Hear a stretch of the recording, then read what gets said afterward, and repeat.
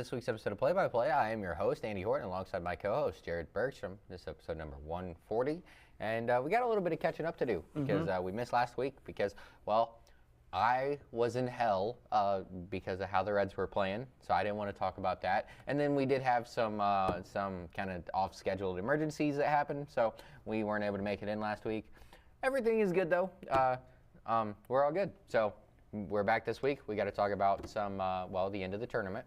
And then we're going to talk about, real quick, we're going to mention the Alex Ovechkin tying and passing Wayne Gretzky for most goals in NHL history. And going to go and move on to, we're going to talk some NBA because of, we're 10 days away from the playoffs starting. And then finally, we're getting into the swing of baseball season. Only 11 games in, but at least for the Reds.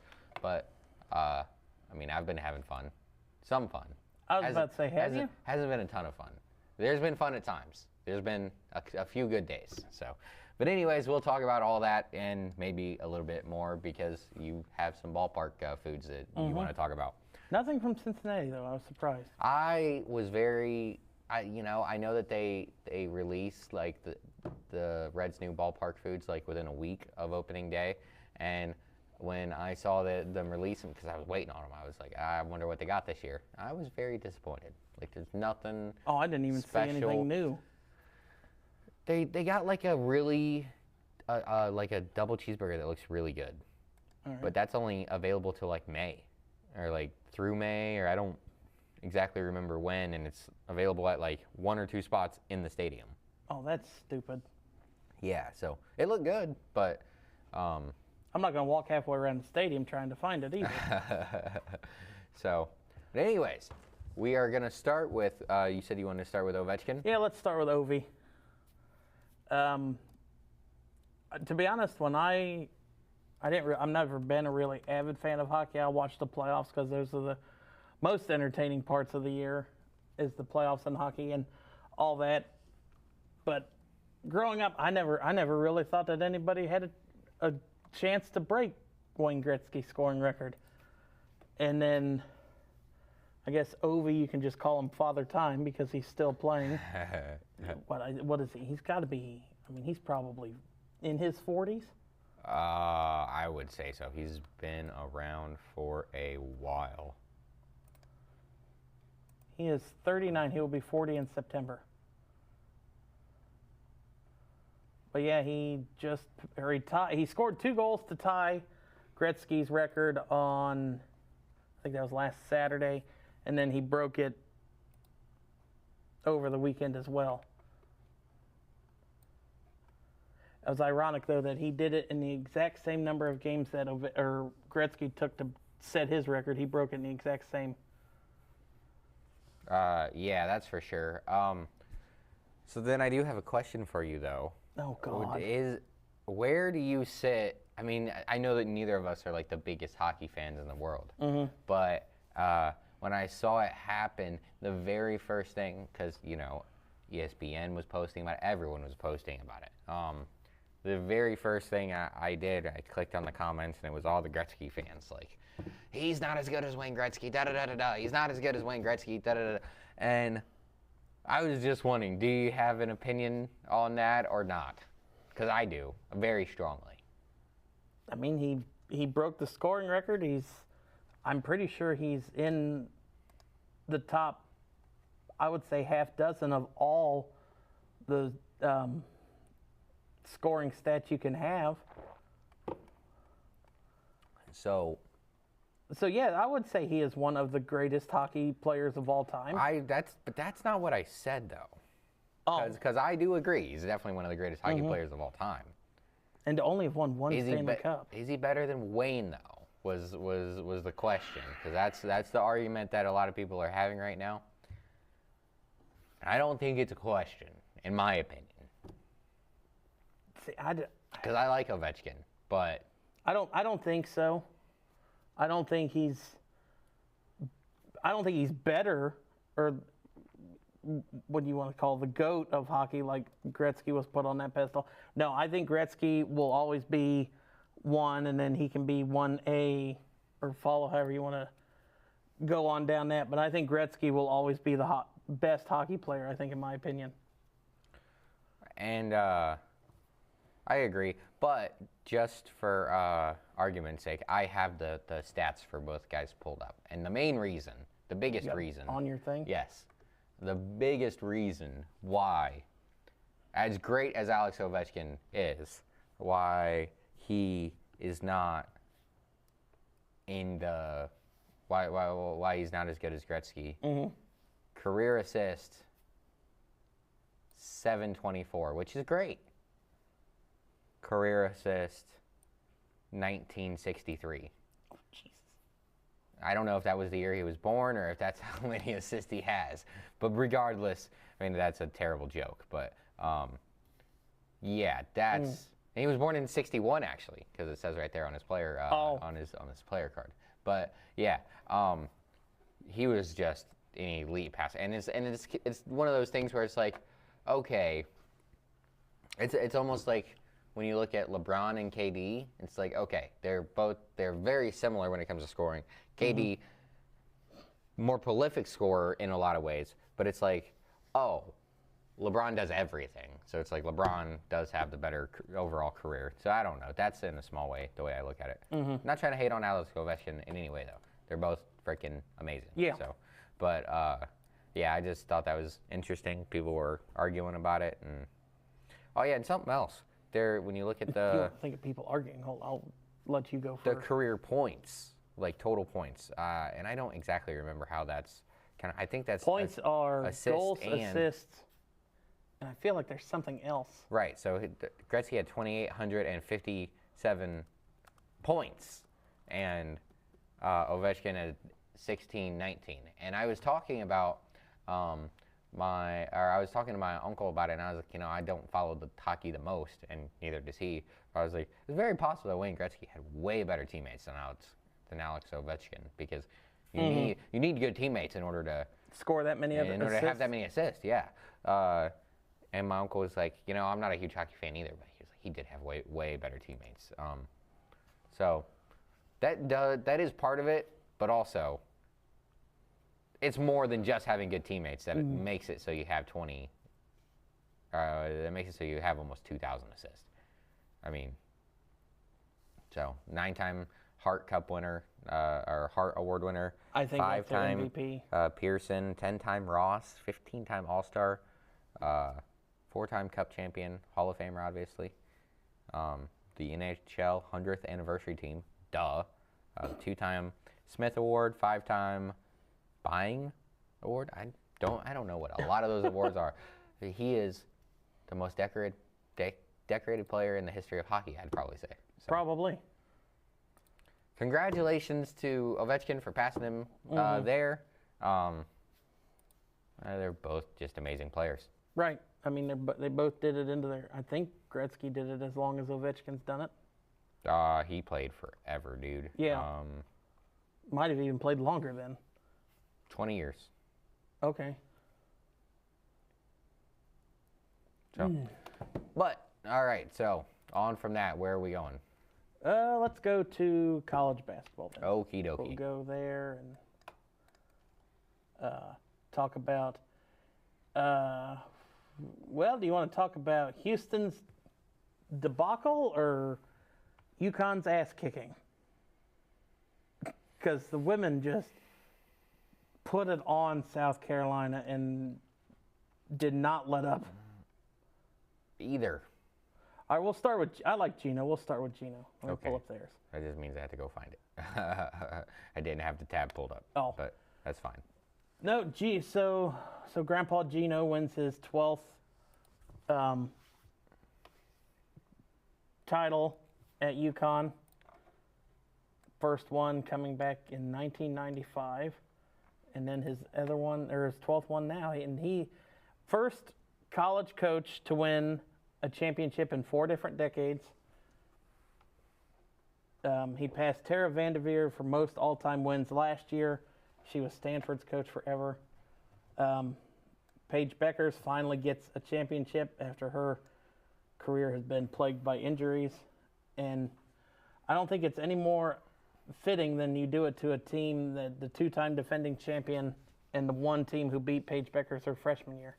Yeah, and you know, like, she was a big part of the story, obviously, because she's Paige Beckers. She really didn't have a great game. 5 of 14 from the field. Only 1 turnover, so it's not like she gave it away. But she did have a pretty good defensive game, a couple of blocks and a steal. And she did other things. You know, had 6 rebounds and 3 assists. And she was 7 of 7 from the free throw line. But it was really Sarah Strong and AZ Fudd who came through and did it all. Yeah. And you heard Gino talking in like the post-game press conference and other people. They were saying that, you know, if we're going to win this thing, it's going to be on the backs of Sarah Strong and AZ Fudd because Paige can't do it by herself. She needs help. And she definitely got it, getting 24 apiece from Sarah Strong and from AZ. And, you know, I heard, like, in the all the different post-game press conferences, all the different people saying, like, how did Sarah Strong get this good, this young? I think I specifically saw KD post that. He was like, you know, like, this is UConn. This is what they do. Yeah, they find phenomenal freshmen and make them even better. Well, and, like, it's been a while for UConn women to get a title. And 16. There were some people that were like, you know, has Gino kind of lost it? Does he still have especially with the NIL era, does he have the ability to still go out and, you know, just get all these great players? Well, he might not win it every single year like he used to. He might not win 95 games, 105 games, whatever the record was, whatever the streak was. And he might not win all those games in a row, but he's still Gino, and he goes out and he can recruit great teams and a bunch of great players. And Sarah Strong is going to be great going into the future for them. 111. 111? See, that's just ridiculous. That's just stupid. AZ Fudd is a senior. She scored almost 14 points a game for him this year, but she was fantastic in the Elite Eight. I mean, I think since the Sweet 16, I think I might have heard heard that she like broke a record for most points since the Sweet 16 or something. I don't remember exactly what it was. She was like fantastic down the stretch though. I don't know if she has to go to the league or if she has one more year that she can, because she's only a 4-year senior, so she might. So she could use that. She might have that 5th year that she can use, especially because last year she only played 2 games. So I'm almost positive that if she wants to, she can come back.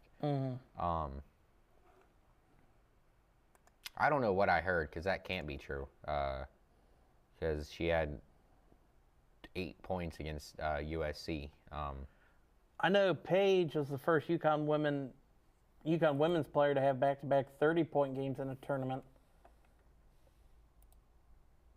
I think she did that in this Sweet 16 and Elite 8. Maybe it was Sarah Strong was like the first freshman. Okay. Like scored the most points for a freshman because she scored 22, 22, and 24 in the last 3 games of the season for him. And, you know, I didn't watch a ton of this game. I did watch part of it, but I didn't watch a ton. And it just kind of felt like the game that they played earlier in the season. I have that one pulled up too. Okay. It is eerie similar. UConn won. This was back on. Oh, I thought it gave me the date. This was just before the season ended. UConn won at South Carolina 87-58. And in that game, Fudd had 28 and Strong had 16. They were the 2 leading scorers behind Becker's 12. That was February 16th. Okay. And it goes similar. Fudd and Strong were leading scorers. Becker's third off the bench again. And it was the second quarter that got South Carolina out of it, being outscored 24-9 in February. This was the third quarter, 26-16. Yeah, and it kind of just felt like when UConn got that lead that, like, South Carolina was like, oh, no, not again. It's really hard to try and win 3 championships in a row, and so I'm not trying to take anything away from South Carolina. How many players can you lose in consecutive years to the draft? Or transfer. Or transfer. Because they did lose a couple transfers. And still keep going back. I mean, they're two different, they're two championship teams. I think there was one starter that was the same between the two teams. And it was Fuaili. I think that was the only one, maybe. Okay. Everything else changed. They had a lot of turnover, and just being able to get back there and do it again. They're really good. They'll be back there again. I'm interested to see. Not one person in double figures that started for South Carolina. And that's this just season. Shocking. No, I mean in the national championship game. Oh. 9, 8, 2, 2, and 3 from your starting 5. That's not going to win you a basketball game. Yeah. And I don't know how much else there is to say, but no, I mean, for all those who counted Gino and UConn out, I guess you got to think twice because they. I thought if anyone. I felt UConn was the only team that could beat South Carolina. Oh, see, I thought that LSU or UCLA could, because the height of what's that chick's name? She's like 6.5 foot tall. Yeah. 6'7", whatever. Hold on, I'm getting there because they beat Texas, I think. Who I'm thinking of. You are talking about. Oh, maybe they didn't beat Texas. No, UConn beat them in the finals. Are you talking about Angela Dolgalik? She's 6'4", or is there someone taller? No. What is? I'm looking at her right now, but I'm trying to get to UCLA. There's Lauren Betts. There we go. Okay. Lauren Betts. Yeah, she. Oh my God! I didn't realize UConn beat them that bad in the Final Four. Ouch. But yeah, I kind of felt like it was South Carolina's to lose all season, and then when it was getting down to UConn, I said I figured UConn was the only one to beat them. Oh my gosh, they beat them by 26. Yeah. Especially with Juju going out with that injury for USC, I figured USC was done, and you saw that in their second game, or I think they went to the Elite Eight, but then lost. Oh, dude, they completely shut down everyone but Lauren Betts. She had 26. The rest of the team had 25. Yeah. Ooh. Whew. Well, I mean, that's the one way to do it. Yeah. We'll let one person beat us, but the other 4 aren't going to get a combined. The problem for everyone else, though, is her sister's coming next year. Ooh. She has a sister who is I don't think she's quite as tall, but she's close. And also, I thought this was interesting. I noticed this while I was watching the tournament. Gabriella Jaquez, the sister of Jaime Jaquez. Yeah. I just thought that was kind of cool. They both. I think is she a sophomore? She might be a senior. Oh. She's a shooter though. Junior. Junior. Okay. Yeah, she's a shooter though. She's got the same hair as her brother too. Yeah. Wavy. I heard the name and then I looked up and saw what they were talking about. I was like, oh, they got to be related. Yeah, exactly. Oh, so all right. I think that does it for women. Now to jump over to the men. If I can find it. There we go. And now it's time to talk about Houston's debacle. I mean, you're up 12, and I think Florida went on I think the extended run being 28 to 13 to be the run to end the game, I think I heard. Actually, let me look. I can just look at Gamecast.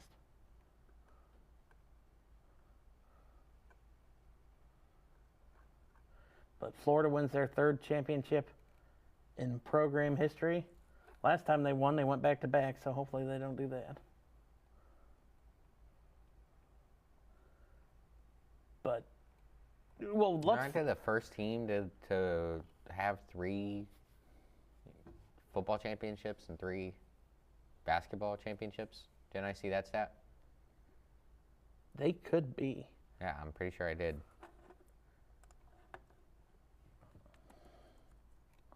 Because I can't think of any other football teams that have had great basketball teams as well.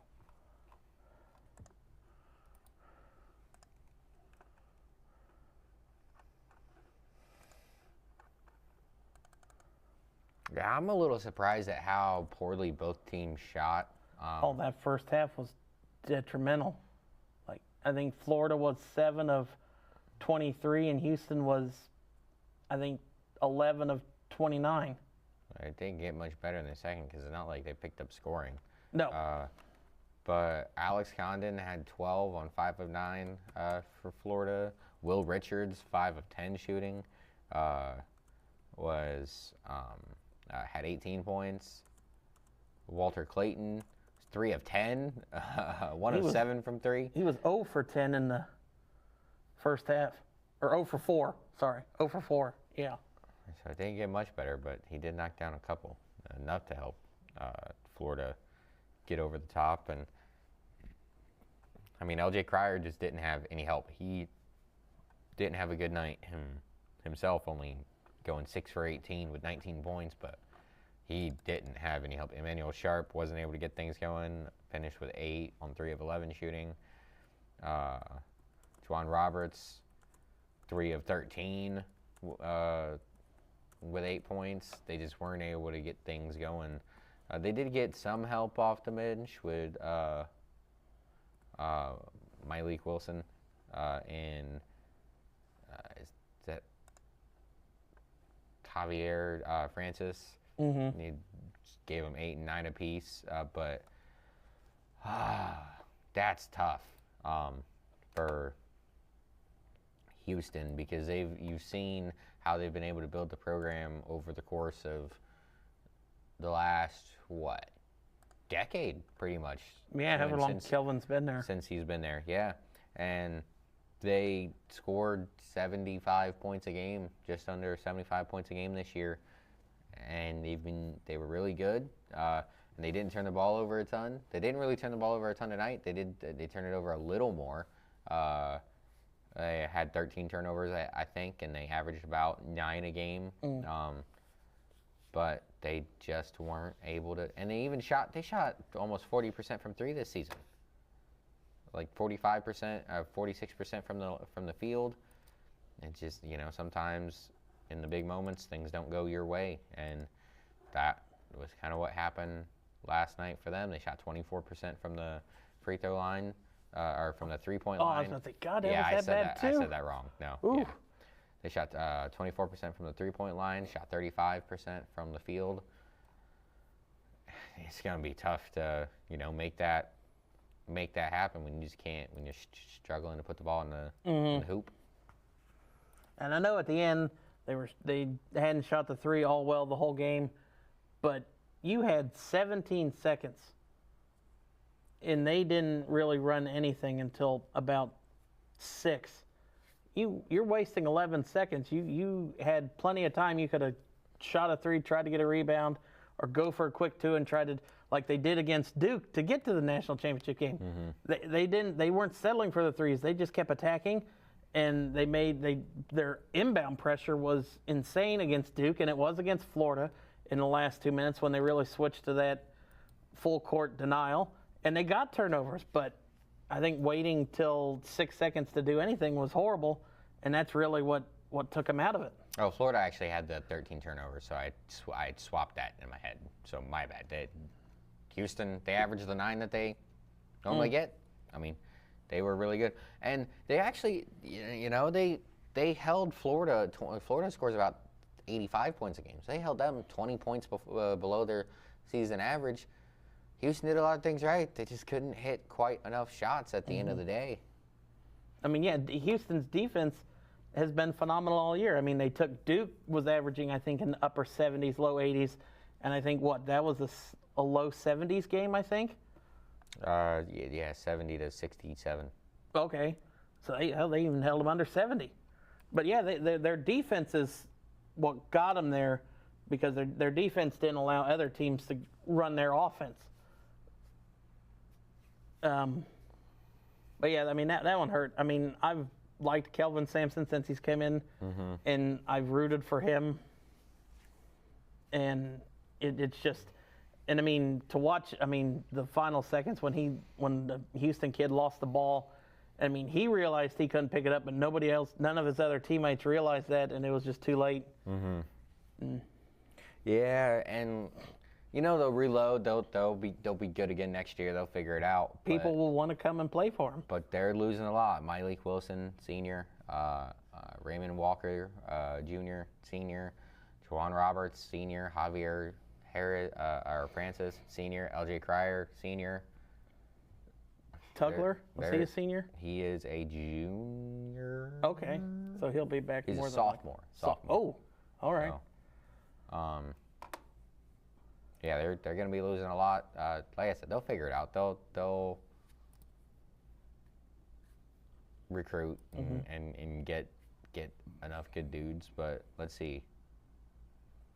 Cryer and Roberts, two of the top 4 scorers. I mean, I guess they'll still have Emmanuel Sharp if he doesn't leave, and Milo Uzin. Maybe I said that right. But so they'll still have 2 of their top 4 scorers. Well, we'll see. We'll see what happens. And you never know anymore what you can get with NIL and transfers. Anything in the portal, yeah.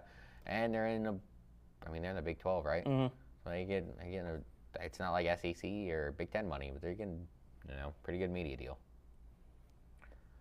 All right. So I have the list of teams who have won both a college football and college basketball championship. You're all right. Florida's the only team with 3.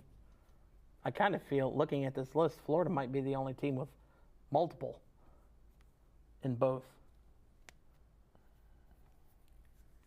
You want to take a guess at who some of the others are? Let me tell you how many others. I know that Ohio State does. Yes. I feel like Alabama maybe does. They've been good at football for so long. No, They've not been Alabama. okay at basketball at times. Okay. SMU maybe? I mean, I know they haven't had a football program for a long. Okay. No. There is 11. UNLV? Nope. Okay. So you've got 2 with Florida and Ohio State. Army? Maybe? Yeah. Any of the service academies? No, none of the service academies. Okay. These aren't hard ones to get. Some of them like Yale or something. No, that would have been a good guess. I would have guessed Yale because they won a lot of football in the early 1900s. You got 3 Big Ten teams. So Michigan. Michigan. Wisconsin. I don't think they've ever won Football. basketball. They might not have won either then. Didn't Frank Kaminsky win it? No, he lost in the finals. Okay, I forgot that they lost. I knew he went. I think it was Duke. Or was it Michigan? I don't remember. Doesn't matter. It's the other Big Ten team that would have done it. 2 more Big Ten teams. Oh. Is it like Northwestern? No. Oh, no. okay. Yeah, Northwestern just won their first ever NCAA tournament game like 5 years ago. Oh, I didn't. Yeah, they've not been good at basketball. Oh, I have no clue who else it would be. Out of the Big Ten Michigan State was another one in Maryland. Maryland. Okay. See, I didn't know they've ever been good at anything. 2 SEC. Texas. Or one more SEC. No. Auburn? Arkansas. Arkansas. Wow. Oh, crap, sorry. There was another Big Ten team, UCLA. I forgot their first year, and so I wasn't counting them. Yeah, they're still not in the Big Ten 100% in my brain. Not yet, at least. It's going to take a while for it to completely compute. Other ones were Cal, Stanford, and Syracuse. I should have thought about Cal and Stanford specifically just because, and UCLA, because what was the Pac-12 used to be called? It's the Conference of Champions. Mm-hmm. So I should have thought about that. All right, so where does that take us to now?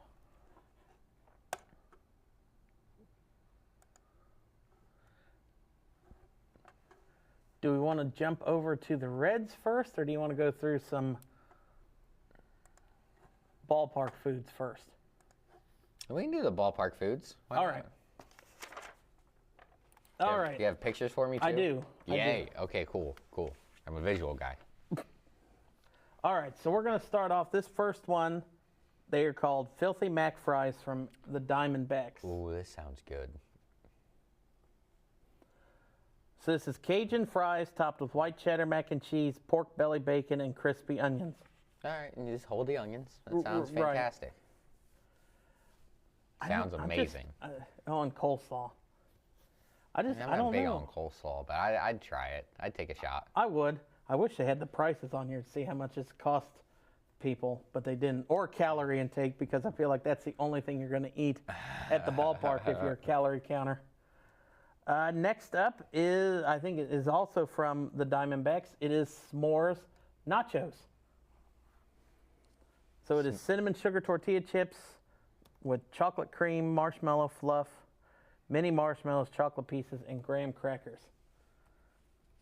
I just feel like that's kind of messy to be eating in a confined seat at a baseball game. That seems a little wild. Yeah.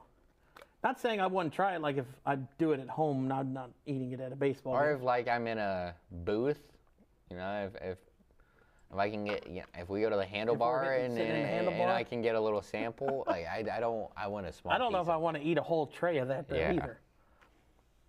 All right, next up is the chicken potato, which is a baked potato stuffed with barbecue pulled chicken, butter, sour cream, beer cheese, bacon.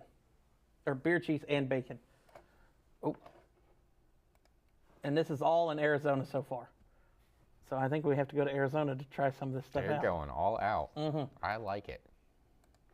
I would give it a try. I feel like that would be easier to eat than the s'mores nachos.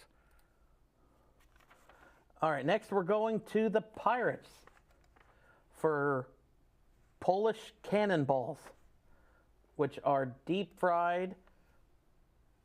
It's a deep fried ball of egg noodles, kielbasa, sausage, cabbage, bacon, and cheese.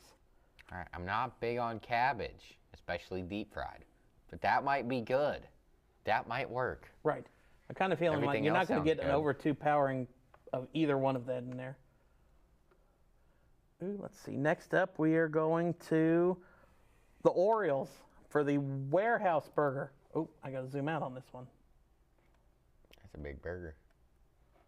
There's my zoom. Oh, come on. If it'll zoom. Right. Well, it is 2 beef patties, queso, French fries, fried onions on a pretzel bun. All right, I'd give it a try. maybe.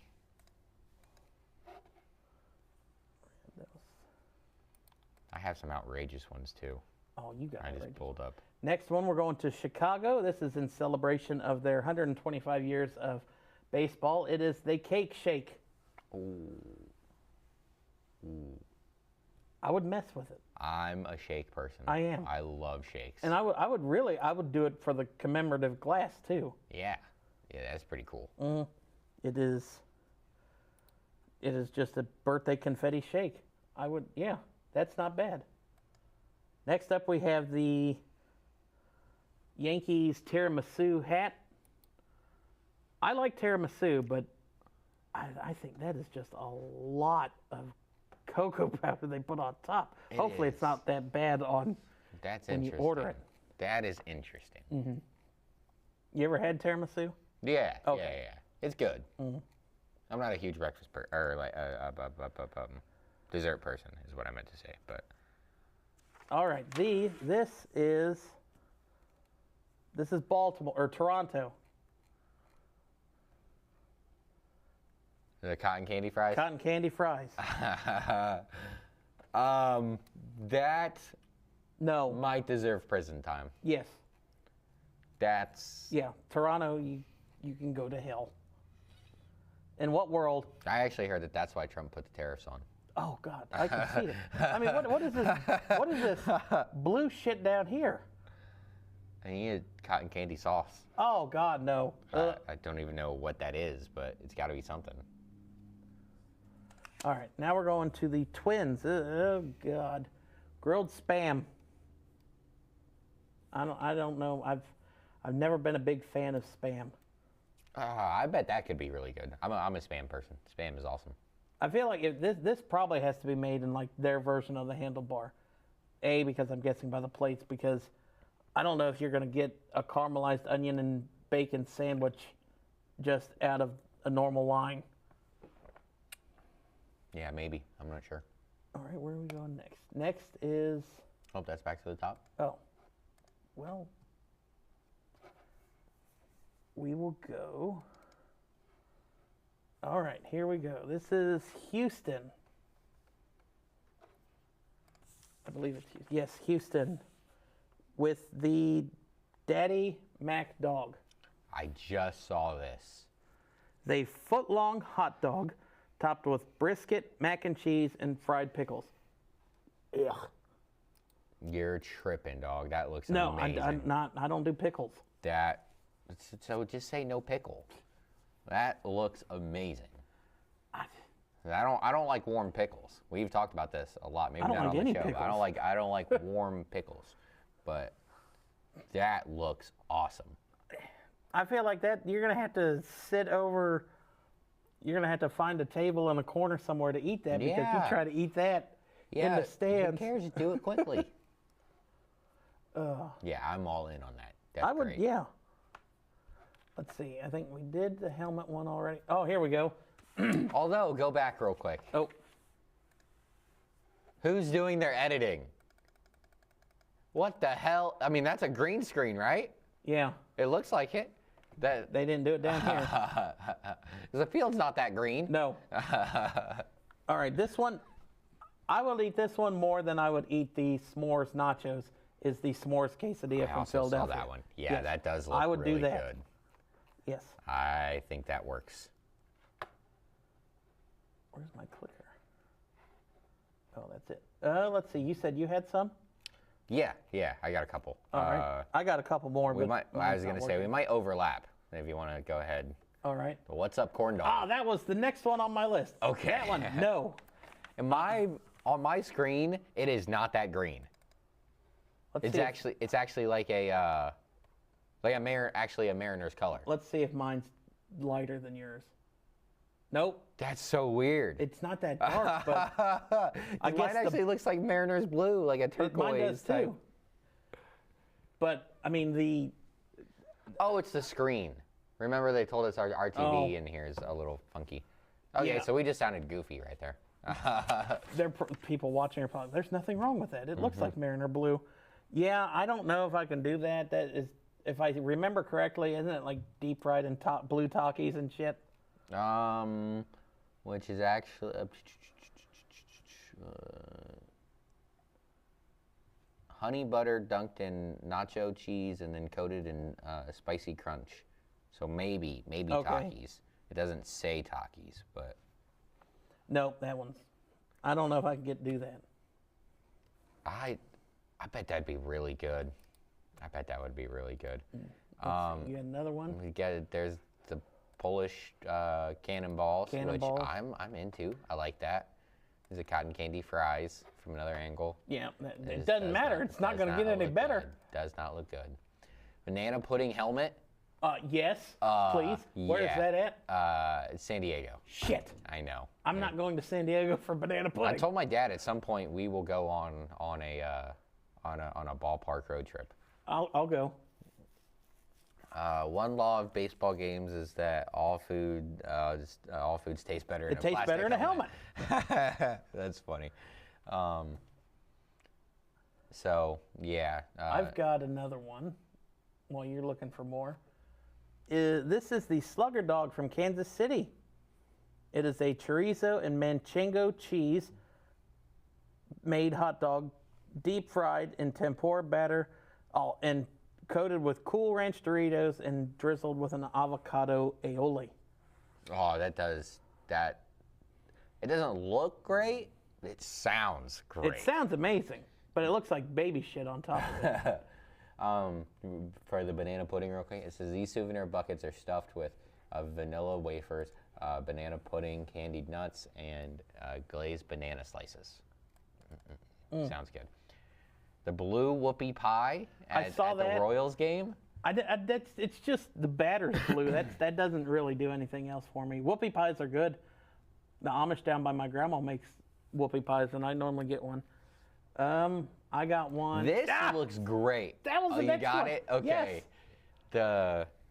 I love ramen, and I will eat ramen. This is like real ramen. Yes. You know? But I'm sorry, I don't think that's a baseball food. Maybe it's not, but I don't care. Like, this is awesome. I like this. I do like it, and I would try it. But it's just, I just feel like ramen is not a ballpark food. Yeah, I think I'm with you. I don't think it's necessarily a ballpark food, but I do like it. This is dessert nachos. Okay. And I think, once again, this is better than what was the other one? The cotton candy fries? No. Oh, the s'mores obviously. nachos from... Yeah, I think this is better. It's like the s'mores quesadillas, but... I got another one. And I can tell you just by the name, you know where this is. They're the Ichi wings. up in Seattle? Yes. Yeah. It was taking me a second. In honor of Ichiro going into the Hall of Fame. Right. Sesame glazed chicken wings. And yeah, I'd eat that at a baseball game. I'm not going to wear my white jersey for it. And then how about this one? This one looks fantastic. Oh, that was next. The boomstick burrito. We talked about, they had the boomstick hot dog last year, and now they're continuing that with the burrito. Let me see if my picture... That is an incredible amount of food. No, your picture's better than mine. But yeah, it's just a normal burrito, but it's just 24 inches long? 24 inches long. That's what it looks like. There's one from there.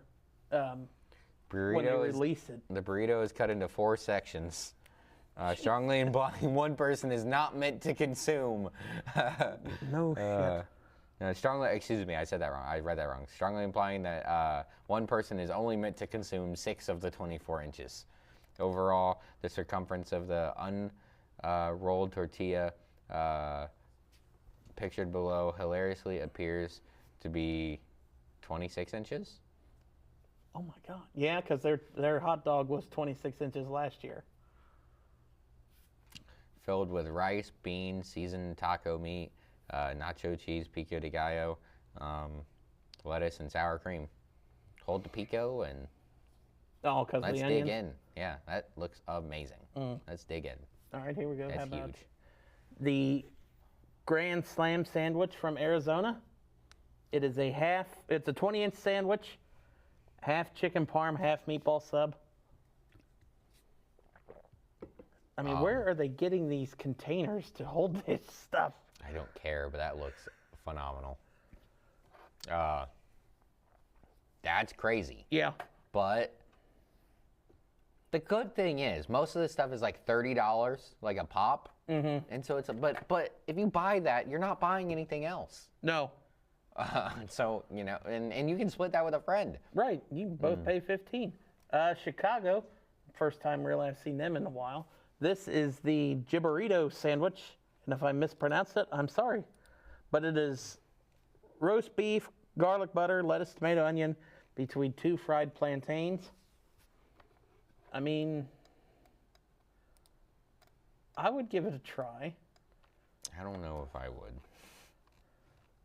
And then finally, back to LA because they have to make these outrageous things to pay for all their deferred contract. So this probably cost you $75 in LA. But this is the Slugger.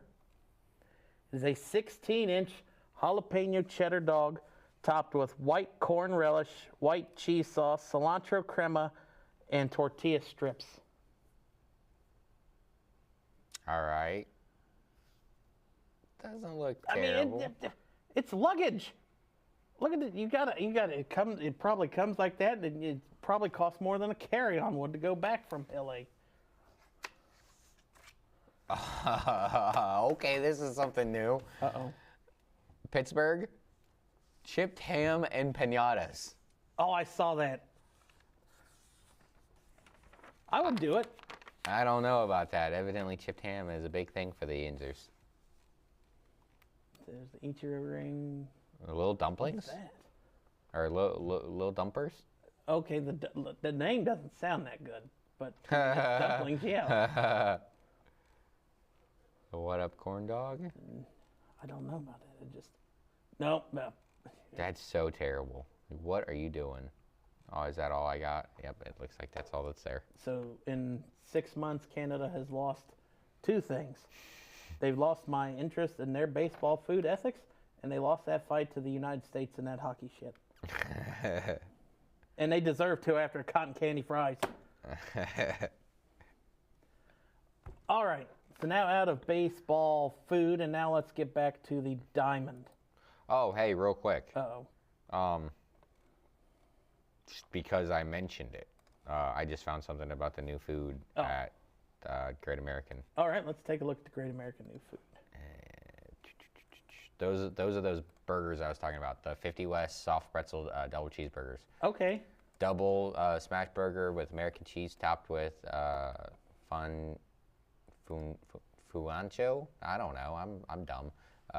But It's too small for me to even try to read. well, on the thingy just covered it. Oh. There you go. I was about to say, Andy, help a brother out. Zoom in. House mustard on a pretzel bun. Was that like fake nacho cheese? Right. Like, I mean, if you get crab meat and it's spelled with a K, it's fake crab. Right. But house mustard on a pretzel bun with crinkle fries. So yeah, that looks good. All right, we might have to try that if we go to the game on Saturday. I thought they had more pictures. Is that really the only picture they got? I saw a couple. They have this grilled Geta sandwich, which I didn't know what Geta was until I looked it up. I'm not too sure if I'm fond of that. It's like grilled, like leftover sausage parts. But I guess it's a Cincinnati staple. They can staply stay down in Cincinnati. Let me see, because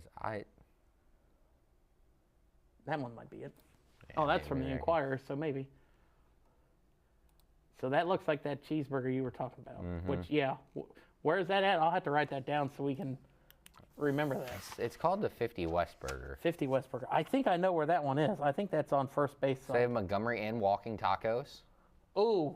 Reds barbecue walking tacos. All right, so Andy, we're going to have to just get a bunch of this stuff and we'll try it and rate it. Oh, there it is, number 2. So it's with Grippo chips, by the way. I like So Grippo. I'm not a Grippo person. So what is this? It's grilled Geta, which I'll look up the description. I'm not a sauerkraut person, so. Oh, that's right. You don't like sauerkraut. Geta is a German-inspired breakfast sausage of mush. Is a Cincinnati area staple with ground meat of pork, beef, and both steel-cut oats, spices, and is often fried until crispy.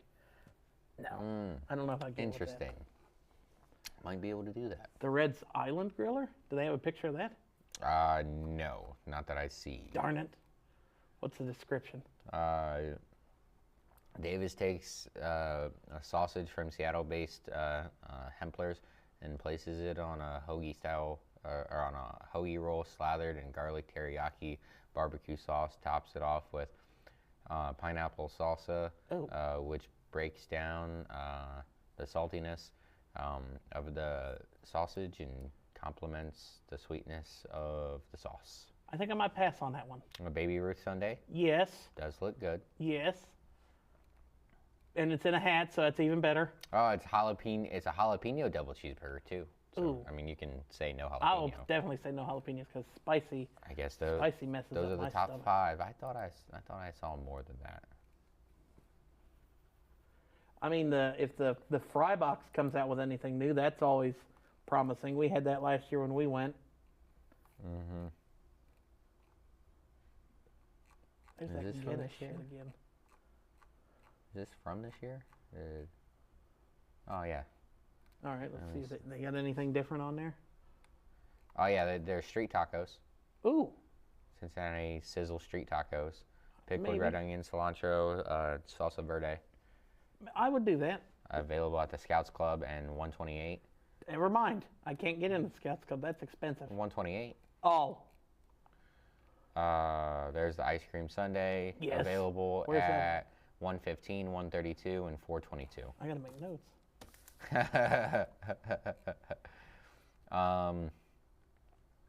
What is that? Wober's Mustard Company, I guess. I don't need mustard. Oh, are they just bringing in a new mustard? Maybe. Don't care. The burger can yes. be found at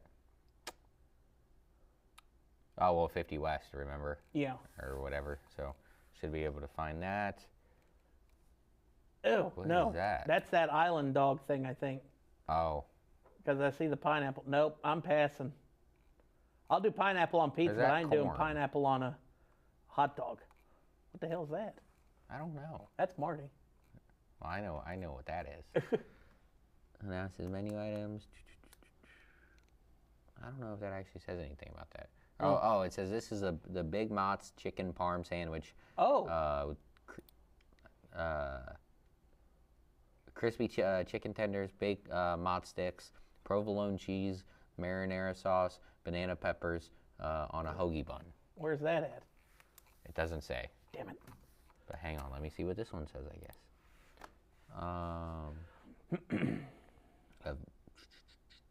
This is the Island Griller. Yep. Nope. Okay, so you were right. I'm passing. That might have been it. All right. Let me see.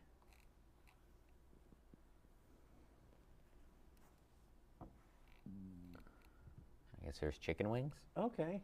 Again, I don't think that's really This a is ballpark food, wings but and rings traditional chicken garlic, or medium, I guess it says, and probably includes hot.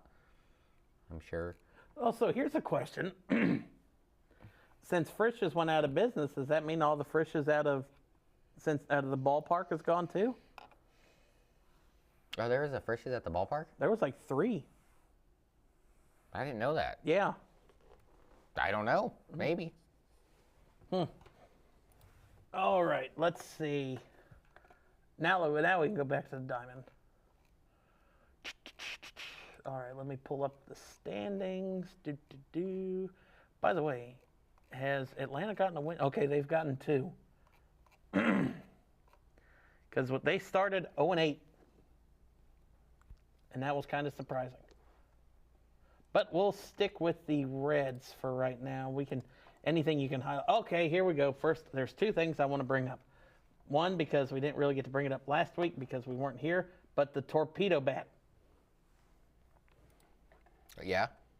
What is your take on it? I want your take first because my take is probably way different than most people. I don't mind it. It doesn't. It met all the speculations and circumstances for what a bat has to weigh. Can't be fatter than, I think it's like 2.6 inches at its fattest point. It just gives the hitter more power or more spot on the sweet spot. Yeah. And I think it's all just a giant psyop to get people to bet home runs. Okay. I think that the gambling companies wanted to make this a big deal, and hey, let's say that there's a new bat that makes it so people hit with more power and are going to hit more home runs. That's going to get people to bet on more home runs, and that's all I've seen since then in all the different little gambling groups I'm in. today playing with the torpedo bat is this person, this person, this person, this person. It's like, But I mean, this doesn't seem organic to me. Aaron Judge doesn't Maybe use it it. does, but right. Well, and then like there's also and then like other people have said. I think Colin Cowherd might have said this, and other people have said it as well. But this is not going to make a guy who can't hit home runs, hit all sorts of dingers, right? And it's not even new. Trevino has been using it for like 2 or 3 years. It's not even a new thing. But I didn't know it was that old. No one knew about it because he's not a very good hitter, you know? So, like, is it going to give the best out of the best guys like a little bit of an advantage and maybe make them a little bit better, help them a little bit? Yeah, maybe. But I think it's marginal. Yeah, because I mean, you're still taking one of the hardest things to do in any professional sport, which is hit a baseball. I mean, yeah, you got a little bit more cushion on the sweet spot, but I mean, again, you have that, what is it, like 0.8 of a second to decide if you're going to swing at bat or not. If the average MLB fastball is coming at you at 95 miles an hour, I'm sorry, you could give them a damn cricket wicket bat, and it's not going to help because you don't have that reaction time to decide, okay, I'm going to swing or not. Yeah, I just don't think that it's that big of a deal. And like I said, I kind of think it's a giant psyop to. Oh no, everybody blew up because I mean, shit, the Yankees hit 15 in their first series. I mean, that put the Bombers back in the Bronx Bombers. But look at them since. Well, but also I want to be clear. They hit 9 of them in a game against Nestor Cortez, and right. I think 4 of them were against him. I really like Nestor Cortez. That was the second game of the season. It was against his former team. If anyone knows Nestor Cortez, I think it's the Yankees. You know, like so. Yeah, he gave up. Hold on, let me just look. No, that's Gomez. It was 9 as a team. 2 innings pitched, 6 hits, 8 earned runs, 2 Ks, 5 walks. He had to give up a home run. Oh, he did. Hold on, let me look it up. Yeah, because he gave up the first 3 batters hit home runs on 3 pitches, I thought. Whoops. Goldschmidt led off the game on the first pitch. Judge, okay, it was the first 2. Goldschmidt, Judge. It was a 20-3 game. Oh, no, I'm sorry. Chisholm. It was the first 3 batters on 3 pitches.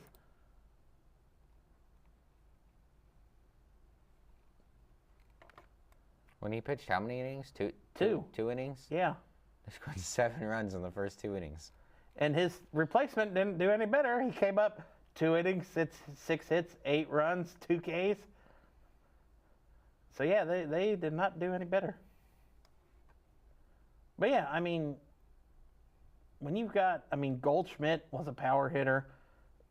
Judge is obviously a power hitter. Chisholm hits a home run. I mean, he can hit them, but I'm not going to say he's a power hitter. But, no, I mean, everybody's making out like that it's such a big deal, but no, it's not that he's. I mean, the torpedo bat is, like you said, it'll be marginal, making the better hitters better. I think it's 4 first inning home runs. Jesus. And 1 second inning. Because I'm looking at it right now. But when there's 9 home runs hit, you're done. Well, I'm just saying you're going through a lot of different. In the box score, you're going through a lot of stuff. Yeah, it looks like there was 4 home runs hit in the first inning and one in the second. So he gave up 5 home runs against his former team. And I kind of got a feeling a big part of that is because it was his former team. Right. I mean, you're not going to go and change all your pitches and your deliveries on them just because you go from team to team. So, yeah. But so, yeah, I don't think that the torpedo bat is that big of a deal. No. Now, granted, Ellie hit 2 home runs in the first game. He got his torpedo bat. I just think it's coincidence. Yeah. The other thing I wanted to bring up was the other game. We were in Milwaukee, and we were getting no hit. and Ellie tried to bunt for a single. And I don't know if you went on, but apparently there was people who were all pissed off. I'm sorry, but those people can fuck off. They're saying, oh, that's an unwritten rule of baseball. You don't try to bunt for a hit, break up a no-hitter. Ellie bunts for singles.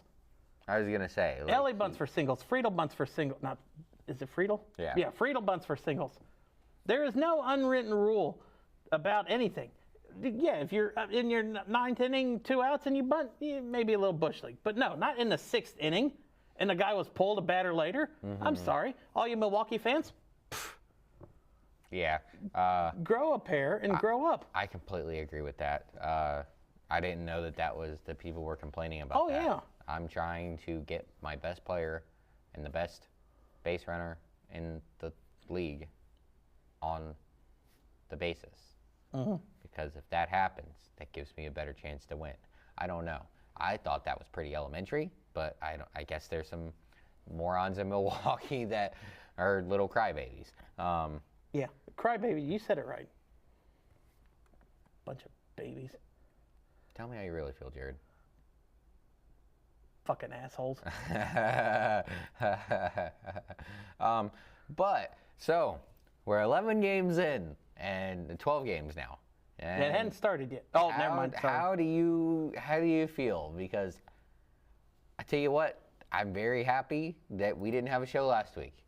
Last week you was like, I think you even, before I even had my family emergency, I think you had kind of already canceled. It's like, I'm not talking about the Reds. This team sucks. The Castellinis need to go and sell the team, and they're a cancer to the league. I was in a bad spot. Hold on, let me just go to Facebook. It was. Oh, hey, let's not do that. Let's Okay. not. We don't need to do that. Okay.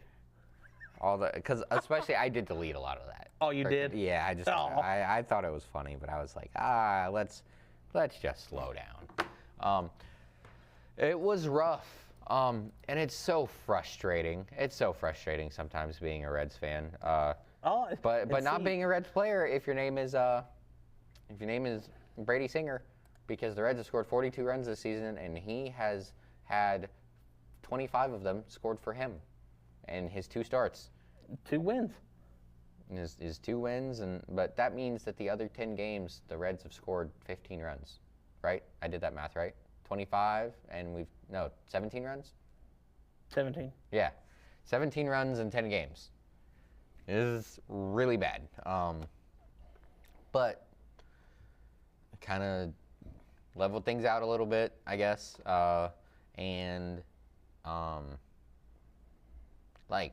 Finally, there's a little bit of offense. Because it was like those 2 games, we were able to get hits and whatnot, but then you get blanked 3 games in a row, set the record for the longest streak in baseball and in the live ball era for like getting shut out is like what, 35 innings?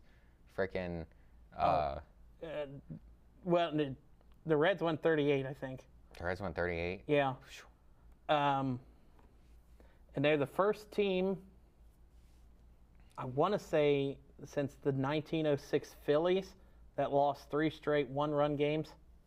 Yeah, it was bad, man. I was very mad. I know. It was tough. It was so tough to watch those games because, like, when the pitching is just lights out. It's just lights out. Who were pitchers in those games? The Texas game was wrong button. The Texas game was Spires. He went 6 innings, 3 hits, 1 run. Lodolo was the 1-0 loss against the Brewers. Okay. And then the other game was also a Texas game. That was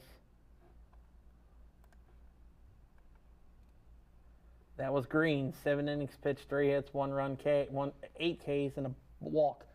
Yeah, like I said on the way in, you can't give your run support, or you can't give your ace run support and then give your third guy all the run support.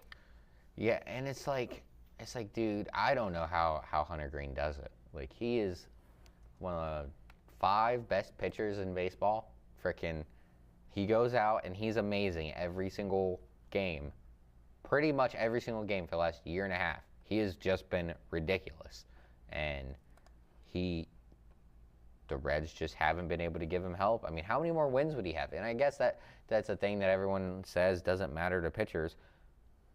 All it matters is your stats. But it has to be depressing to walk out there and throw 7 scoreless innings and look up at the scoreboard and you're losing. Mm-hmm. Or, throw 7 two-run innings. Well, he would be 3-0 if he could have any run support. He was winning when they got taken out on opening day. They were winning, I think, 3-2. Mm-hmm. If he could have had any run support in the Texas game, he would have won that one. And then the one he won on Monday, he got the run support, let alone it was 2. But, I mean, let's look back at last year and how many games we lost that he was pitching in that was, I'll say, a 1-2 run game. Opening day last year, lost 7-6. His second start, lost 3-2. So there's 2 more wins. Seattle, 3-1.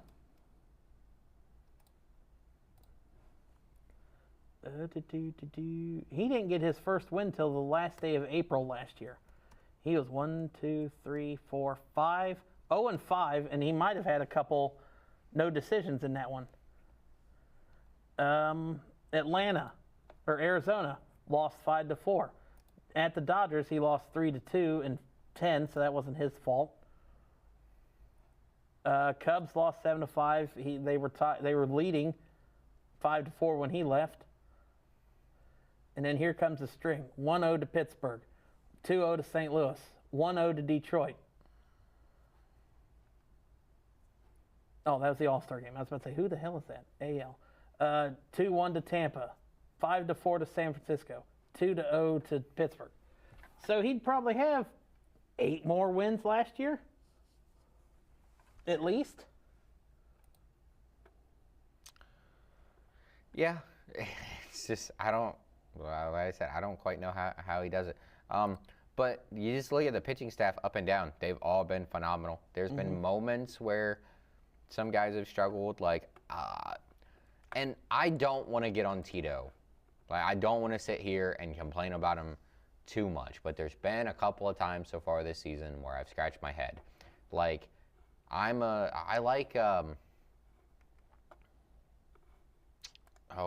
the guy's name? Ian Jabot. I like Ian Jabot, but I did not understand him playing closer on opening day because he missed all of last season with a injury, and he hasn't pitched. So that means he hasn't pitched significant, important innings in a very long time.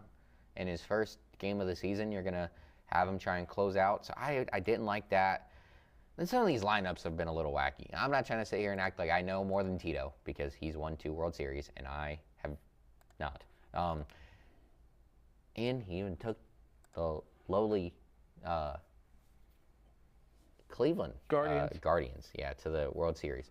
But this offense has been putrid. Has been really, really bad. Gotta figure it out. Hopefully, Spencer Steer finally started to come to life. Hadn't had an extra base hit all season, and then he had the home run, and then he had 3 in the first 2 games against the Giants. And he could have had an extra one, but he was real close to getting a third double, but I don't know. I think the fielder made a pretty good play on it last night. But like I said, you look at the pitching staff up and down, 3rd in the league in ERA at 2.83. Only being led by the Giants at 2.61. Oh, I wonder why they don't give up a lot of runs because they play the Reds a lot. At least the first week and a half of baseball, they played them 6 times. Yeah, and then the Mets at 2.10, and they haven't. Hey, that's good for the Mets. At 1.90. I'm sorry, I said that. I said that wrong. They've never had good pitching. If they can get some offense from the Polar Bear and some... They haven't given up 25 runs yet. Damn. They have 22 earned runs so far this season. All right. They're just shutting everybody down. You were talking... I think the only reason that Jabot was in there for relief or closer is because I don't really think there's anybody else But Pagan has done it a couple times now, and like there's just better Ashcraft. Like I just feel like there's better dudes. And I'm not saying that I don't think Chabot can do it, because I feel like he might be able to. But it's just fresh off an injury. He hasn't had meaningful innings in a while because he didn't play last year. So that's my only problem with that move. And then, like with the late scratch of McLean in a couple games, where they just took and put Espinal at the 2-hole because, we're just taking McLean out and we'll just sub Espinal in. Well, that's fine, but why is Espinal hitting in the 2-hole? That's my... So I'm not... There's been some things that have been frustrating to start the season, and specifically when you start 2-7, it really kind of snowballs. But then, like a couple games in, and it's like, a few more games in, and you get a couple of wins, and it's like, all right, well, this is annoying, but I guess we're okay. I don't want to overreact too much to anything, because, I mean, like I said, we're 12 games in. Like I said. But you can't dig yourself too big of a hole too early, especially when your pitchers are being this great right now, because at some point, they're going to fall off. Like, I'm not saying that they're going to go from being the third best pitching staff in baseball to being terrible, but there'll be a month where these guys don't have their stuff.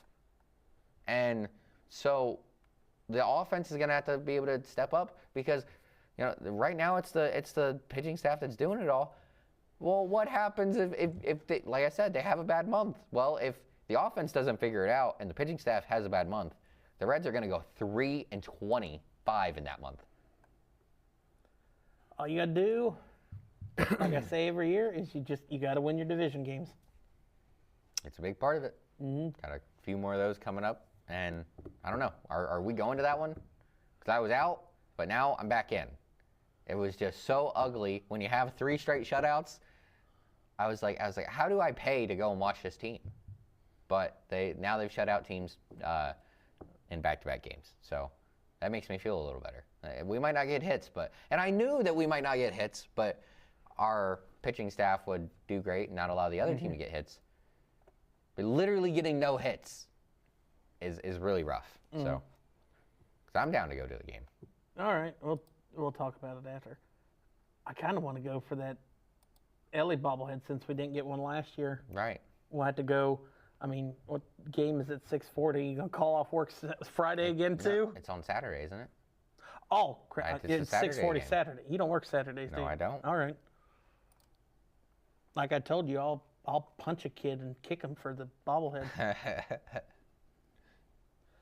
Oh, anything else standing out to you outside of the world in baseball? Let me go out. We'll just talk about the Reds in general. Matt McLean is ticking me off for the fact that, and you can't really blame a guy for getting hurt, but for the fact that he's always hurt, and it came out just within the last few days that the Reds tried to offered him an extension before the season, and he turned it down. And I'm all for betting on yourself. Like, you do you. Who's going to give you a contract when you don't play baseball? You're supposed to, but when do you do it? I don't know when. Like, I like Matt McLean a lot, but I just feel like if you're gonna tell somebody, Jesus, you have to be on the field. Like, yeah, I would. God, I like him a lot. I think it's very possible that he's going to be a franchise piece for a long time, because I don't know if the Reds are going to offer Ellie the number, a number that'll get him to stay. There's not a number that I think could get him to stay. Oh, I disagree with that, especially because, like, there's, for example, taxes in California are so high, and there's no good baseball teams in, like, Florida. So, I doubt he's going to go to Florida where there's no state tax. But, and I don't know this, but I bet $500 million goes about the same distance in Ohio as it does in California, or as 700 does in California, because the taxes are so much more. Speaking of $500 million, did you see Vlad's contract? That's kind of why I said that. Oh. And that's a 14-year contract. I'm sorry, but I think that Ellie's significantly better than him, but also I don't think that the market would be, like, way higher. If we could get him for 10 years, $500 million, That'd be beautiful. Because I don't think you could get Ellie for 14 years for that long. But I think you could for 10. I don't know. For I've always that'd been be $50 leery million about a year. signing But players that long. How the hell are you going to get people in the ballpark if you don't re-sign Ellie? If they let Ellie walk, this franchise is dead. I'm like, they have to do everything they can to keep him. I'm not saying that they necessarily will, but like that they'll be able to. But either you keep Ellie or you get one hell of a haul. Mm-hmm. I mean, I don't know what it would be big. You can't let them just walk. It would have to be so big. God. And also, I just heard that I saw a report within the last week that, and I've been talking about this for a long time, that they need to, that I didn't think they would put a salary cap on the MLB, but what they need to do is put a salary minimum, because like the Reds barely spend $100 million a year and they make $300 million a year. Mm-hmm. Why don't you just put $200 million and have some good players and then win some baseball? I mean, they're almost five. It feels like they're 500. They're just under 500 every single year, and they don't spend money. If you do, you'll get more people in the stadium. Oh, hey, we might be able to win some games. Just winning makes people want to be there, and the more people that are there, the more money you make. You don't have to win a World Series. Well, win one, so I can see one in my lifetime. I was gonna say that'd be great, but I mean, you make a run, you win the division, you make a postseason run, you're going to keep selling out. But anyways, I say all that to say this. I actually did see a report in the last week or so saying that there's owners that are going to try and push for a salary cap maybe. It would be owners like the Reds and whatnot saying, hey, the Dodgers, how am I supposed to compete when you're paying the best player in baseball $2 million a year and you said, oh yeah, by the way, when you're done, when you're retired, then we'll pay you all the money. Like, how is anyone outside of New York supposed to compete with that? Oh, and by the way, Mr. Steinbrenner said, I don't know if we can keep paying this much.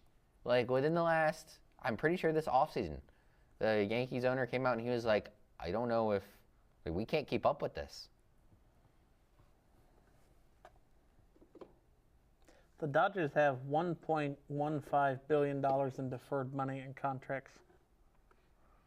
Yeah, I think that should be illegal. It should be. I think a buyout is one thing when, a guy wasn't as good for as long as you thought he was going to be. And I'm fine with that, but I don't like the idea where, like I said, they're paying him $70 million a year, but they're actually only paying him $2 million a year.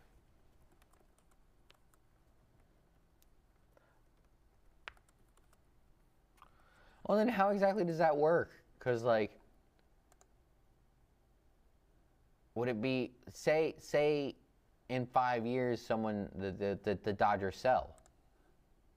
Is it the owner who gave him the $700 million contract, or is it actually the Dodgers that owe him? And they're like, wait a minute, hang on. I have no clue how that works. I mean, it would have to be the team, but I don't know. It's just crazy. What I said Jesus for earlier, I was looking at run differential. I did not realize that the Cubs are plus 32 in runs.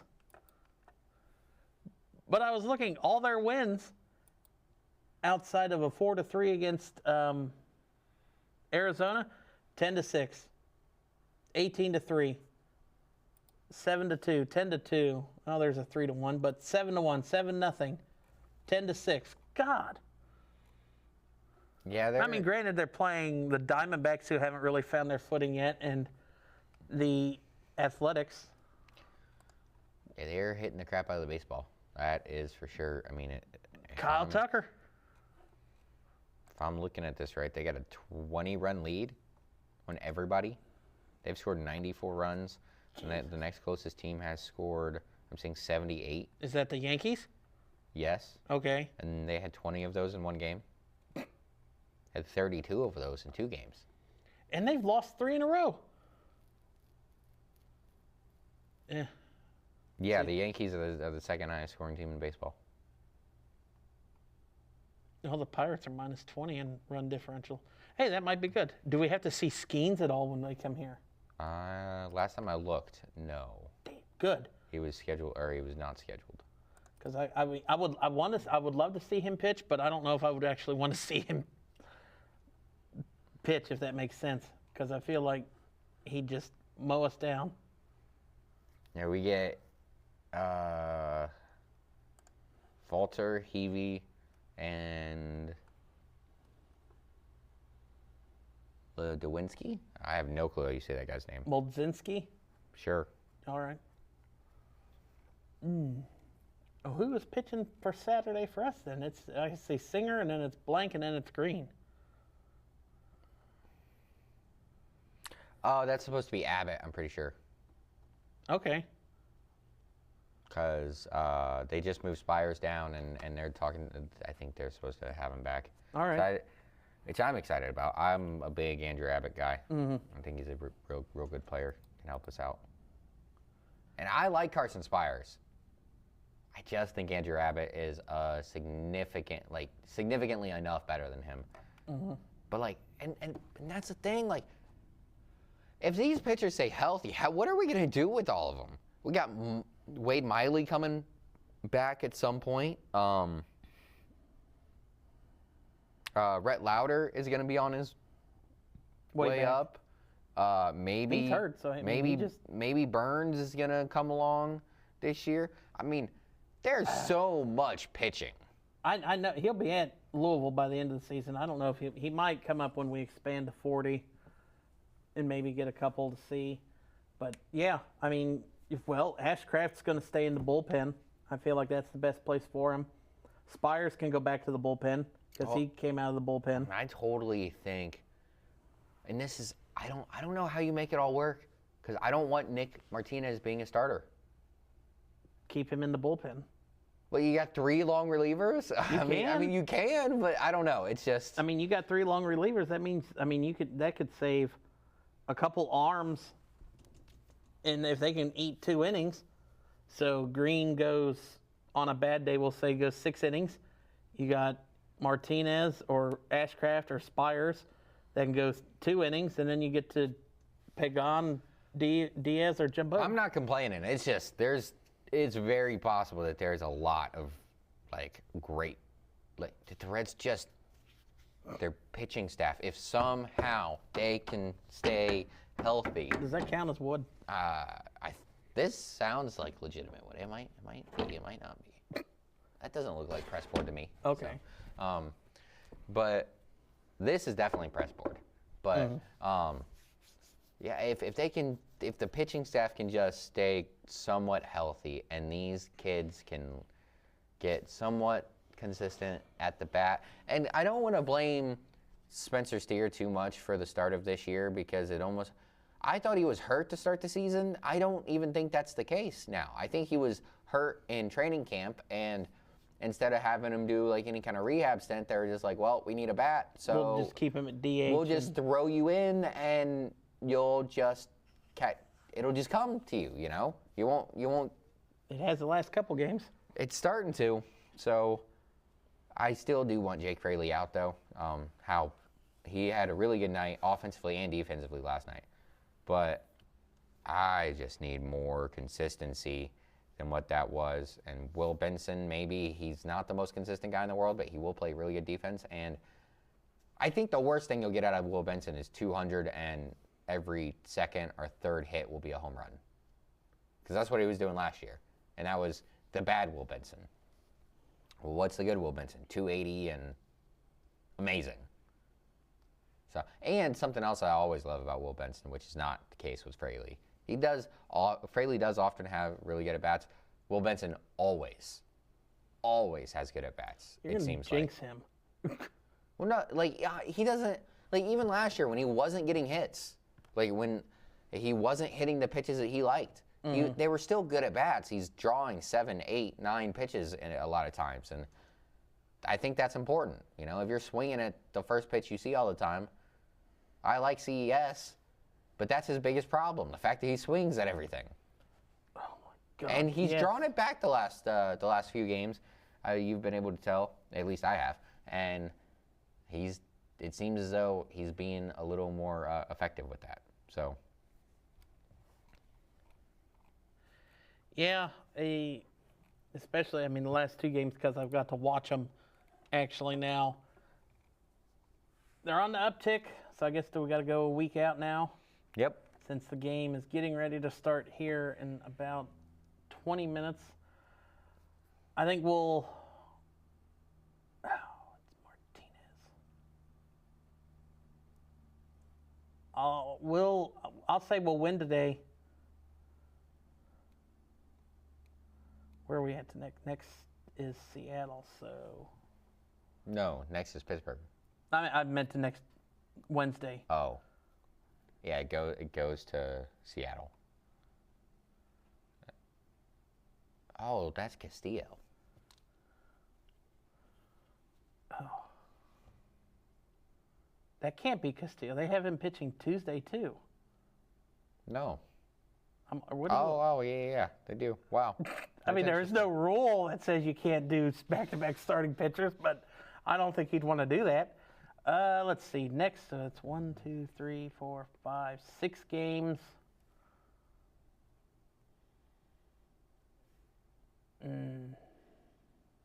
So I'll just go since you're taking your time. I'll be optimistic, say that we get the sweep today. We'll do 2 out of 3 against the Pirates because I just don't feel like we will sweep them. I hope it's not the Abbott game because that's the one that we're going to that we lose. And then I think we lose the Martinez game if it's not, or I think we lose the Castillo game, probably. So I'm going to say go optimistic, and I guess that's 4-2.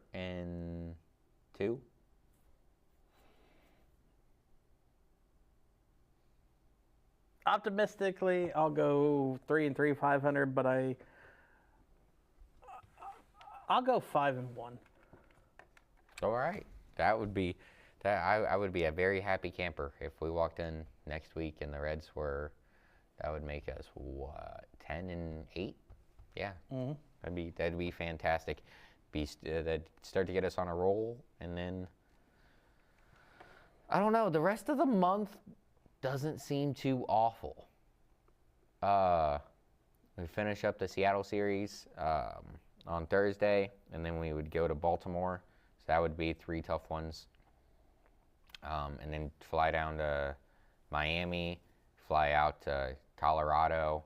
But Miami and Colorado back-to-back should be able to start to rack up a handful of wins there. Are we in Colorado? Yes. Okay. And then St. Louis after that to end off the month. All right. right. Got a chance to make some headway here in this first month. All right. You want to look at basketball real quick? I don't know if we got the time. We might just have to talk way more basketball next week. Oh, and then something else. I think I sent it to you so you can grab it and put it in post, but I sent it to you like a few days ago. Brady Singer is the first pitcher in Reds history since a certain player and a certain date. I don't remember the date, actually, but I know it was a long time ago. In their first start for the Reds to go 7 innings, to have a 7-inning no-hitter. Who was the last guy to do it? Went at least 7 innings and a no-hitter in his Reds debut. He didn't have a no-hitter. He Excuse me, no, shutout. I'm sorry. Yeah, 7-inning shutout. Let me think. You've got. Did it say a time? Or did it say a year or date? I know the age range, or I know the range, like the area, if you get what I mean. Okay. Like, I know the general time frame. When was that? I feel like that'll give it away. Oh, damn it.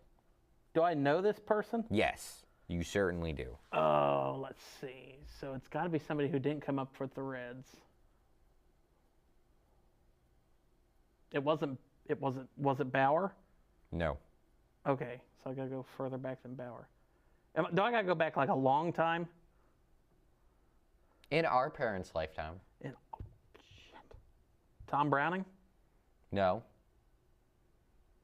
Not a bad guess, though. Trying to think. Tom Seaver. The first pitcher to go 7 scoreless innings in his Reds debut since Tom Seaver in 1977. Yeah. See, Andy, give me a second, but we got to have a trivia show soon. So, yeah, you can. I'm pretty sure I sent that to you, but I didn't tell you the fact that I sent it to you. And I was like, crap, I wanted to show him that on the show. And then I was like, oh, wait, I didn't tell him why I sent him that. So it wasn't just a straight giveaway. But, so yeah. Go Reds, I guess. It's been a rough season so far, but it's been kind of fun. I got one more shout out. Okay. Since we saw it, it happened a couple days before since we didn't come out of that. But huge shout out to Fairmont's girls basketball coach Finn. Oh, yeah. Being named Division I Coach of the Year for the state of Ohio. Took the team back to regional finals again, and have a chance next year to hopefully extend that, go into the finals, hopefully, with this slate of seniors that he'll have. Yeah. I mean, like, Shania is just a freshman. Yeah. That's just crazy. That good already, and just going to continue to get better. We'll have to see what happens with the Lady Firebirds next year. All right, that's going to do it for this week's episode of Play by Play. Like the show on all the social media platforms. Share it, and we will see you guys next week.